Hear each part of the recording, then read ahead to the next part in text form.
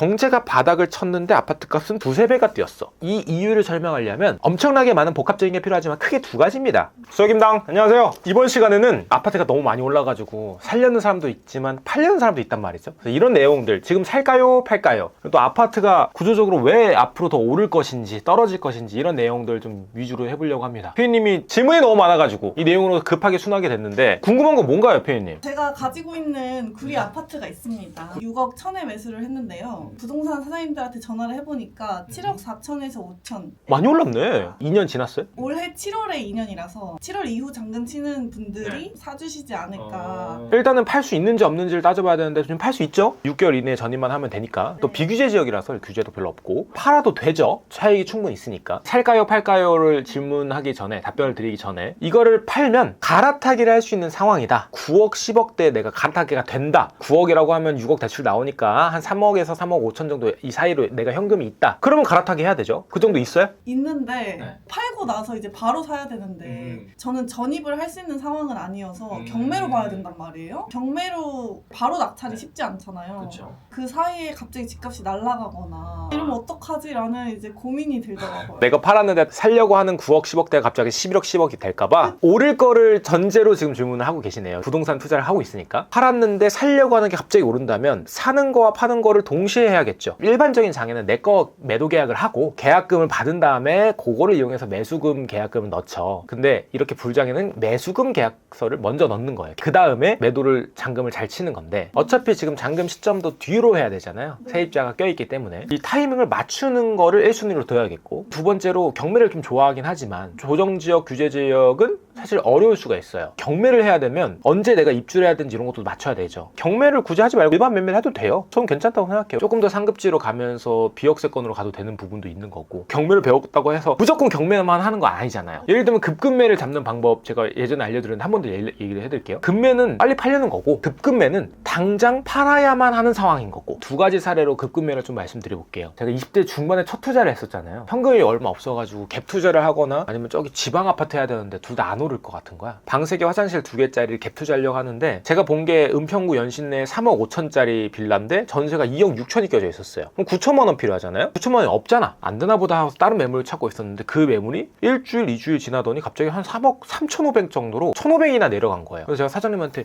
이거 왜 이렇게 많이 내려간 거예요? 하니까 그 사람이 청약에 당첨됐대. 청약에 당첨되면 기존에 가지고 있는 주택을 팔아야지 들어가는 거 아니에요. 그러면 그 사람은 팔아야 되는 입장인 거 아니에요. 그래서 제가 부동산 사장님한테 3억 정도에는 살 수 있을 것 같다. 3억 정도에 맞춰주면 제가 사겠다라고 했더니 부동산 사장님이 그거는 절대 안 팔 것 같대. 말도 못 하겠대. 한 2주 뒤에 다시 들어가 보니까 거의 3억 3천 돈이 된 거예요. 이거는 다시 말해봐야겠다라고 해서 3억에 결론적으로 자리가 만들어졌고, 계약서 쓴 자리에서 조금 더 요청을 해서 결론적으로 2억 9천에 700에 샀습니다. 급급매니까 가능한 거예요. 그 사람은 청약에 당첨됐기 때문에 몇 억을 벌었어요. 그러니까 몇 천만 원 싸게 파는 것보다 몇 억 번 거를 잡는 게 더 중요한 거죠. 이게 1번으로 제 옛날 얘기예요. 지금도 가능한 방법이냐? 지금도 당연히 가능하죠. 예를 들면 제가 만약에 7억의 아파트를 샀는데 몇 년 뒤에 한 9억이 됐어. 갈아타기 하고 싶어. 9억짜리를 팔면 한 12억짜리는 들어가야 될 거 아니에요. 이렇게 불장일 때는 내 거 팔면 살려는 게 너무 날아가 버리지 않을까 하는 거예요. 그래서 날아갈 만한 상급지를 먼저 계약을 하고 그 다음에 내 걸 파는 겁니다. 불장에는 그래요. 이 순서가 바뀝니다.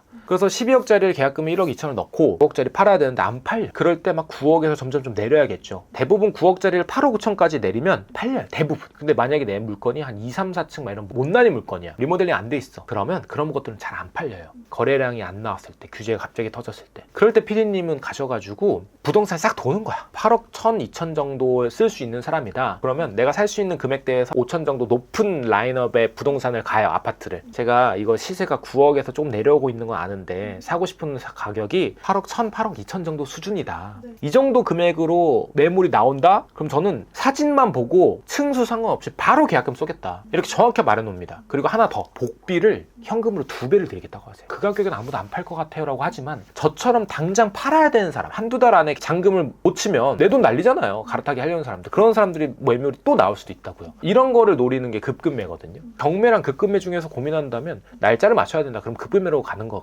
맞고 금매가 가는 거 맞고 어려운 날짜다 그러면 일반 매매로 가는 게 맞는 건데 PD님 경매도 할 줄 알잖아요. 급금매도 같이 고려를 해야 된다는 거죠. 경매로 알아볼 거면 중간에 브릿지 자금이 필요하잖아요. 팔기 전에 경매 낙찰받으면 경매는 낙찰받은 날로부터 37일 안에 잔금을 쳐야 되는데 그러면 그때 중간에 브릿지 자금이 필요한데 그거는 이제 3금융 가야겠죠. 저는 뭐 괜찮다고 봅니다. 그거는 리스크가 고금리인 거 하나인 거죠. 말이 길어졌는데 두 가지 사는 방식을 따져보시고 그 시기를 따져보세요. 듣다 보면 근본적인 궁금증이 생길 수도 있을 것 같아요. 경제가 이렇게 어려운데 아파트 가격만 코스피 5,400 이게 올라가는 게 말이 되나? 이런 생각이 있을 수도 있을 것 같아요. 아파트가 왜 오르는지 자산이 왜 오르는 구조인지를 알아야 되겠죠. 자산이 오르는 구조는 어느 순간부터 특히 코로나부터 경제가 바닥을 쳤는데 아파트 값은 두세 배가 뛰었어. 이 이유를 설명하려면 엄청나게 많은 복합적인 게 필요하지만 크게 두 가지입니다. 하나는 금리, 하나는 통화공급량. 코로나 때 경제가 바닥을 치니까 경제를 살리기 위해서 금리를 낮춥니다. 그리고 통화공급량을 늘립니다. 통화공급량이라고 하는 건 돈 뿌리는 거예요. 대출 많이 해주고. 코로나 때 금리가 제로 금리였죠. 경제가 어려우니까 금리를 낮추니까 더 비싼 거를 사람들이 사려고 합니다. 금리로서 일단은 첫 번째 설명이고요. 두 번째 설명은 돈이 그만큼 많이 찍히면 기존 돈의 가치가 내려간 겁니다. 예를 들면 이게 아파트라고 치면 옛날에는 얘를 10억으로 살 수 있었는데 이 10억이란 돈을 계속 더 찍어낸 거야. 그래서 10억이란 돈이 매년 가치가 떨어져. 아파트는 그대로인데 이 10억에 대한 가치가 떨어지니까 아파트를 살 때 10억보다 더 많이 줘야 되죠.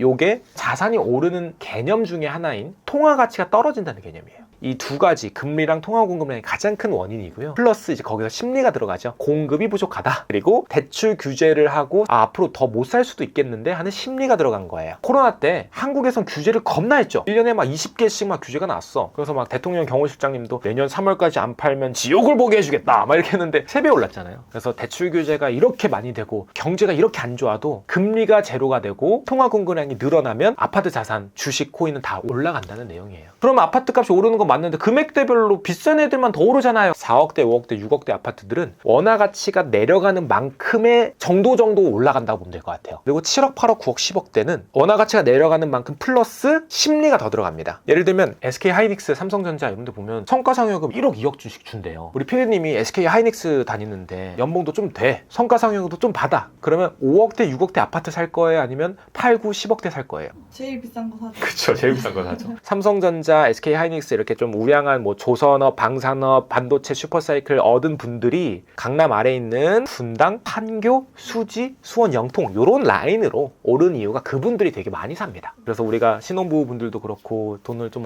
어느 정도 모으시는 분들도 그렇고 그 금액대가 되게 많이 오르는 걸 느꼈을 거예요, 이번에. 근데 지금도 계속 오르고 있잖아요. 이제는 매물이 없죠, 그런 데는. 그리고 그 위에 10억대 이상은 이런 것들을 플러스 심리가 더 들어갑니다. 지금 10억, 11억, 12억짜리 안 사잖아요? 그러면 15억 초과하면 대출도 적게 나와. 그러니까 그 10억에서 15억 사이들은 빨리 사는 거예요. 특히 15억짜리는 이제 대출 안 나오니까 16억으로 호다닥 넘어간 이유가 14억대는 다 팔린 거죠. 이런 식으로 자산이 오르는 구조, 왜 오르는지, 그리고 왜 비싼 게 더 많이 오르는지 이런 걸 알고 내가 인생 플랜을 짜야 되는 거예요. 아예 관심이 없으면 끝없이 가난해질 수밖에 없습니다. 이걸 반대로 얘기하면 자산이 없으면 원화 가치가 하락하는 만큼 인플레이션이 상승하는 만큼 방어할 수단이 없다는 거죠. 인플레이션의 최고의 방어 수단은 부동산이다. 주식, 달러 자산 다 마찬가지입니다. 뭘 투자해도 상관없습니다. 근데 그중에 부동산은 확실한 안전자산이라는 게 거주성도 들어가고요. 굉장히 안전한 우량자산이기 때문에 한국에서 굉장히 인기가 많은 거죠. 결론적으로 피디님 갈아타기 할 수 있을 때 하세요. 앞으로 최대 대출 6억이잖아요. 이것도 4억으로 내릴 수도 있는 거고. 어차피 나라를 이길 수는 없습니다. 나라의 규제 정책, 대출 규제 이렇게 하지 말라, 사지 말라는 것들을 이겼을 때가 있었죠. 문재인 대통령 때 금리가 내려가고 통화공급량이 올라갔을 때 그때는 말도 안 돼 이겨버렸죠. 그래서 26년에는 어떻게 될지 저는 베팅은 금리 인하로 베팅을 합니다. 당장 3월달, 4월달 얘기하는 거 아니에요. 26년에 대한 긴 사이클로 생각을 하시면 되겠고 아직까지도 의문이 있다면 제가 질문하겠습니다. 3년 뒤 서울 수도권 부동산, 특히 아파트 얘기하는 거예요. 서울 수도권 아파트, 역세권 대단지 초품화를 지키는 이런 우량한 아파트 가격이 3년 뒤에는 올라가 있을까요? 떨어져 있을까요?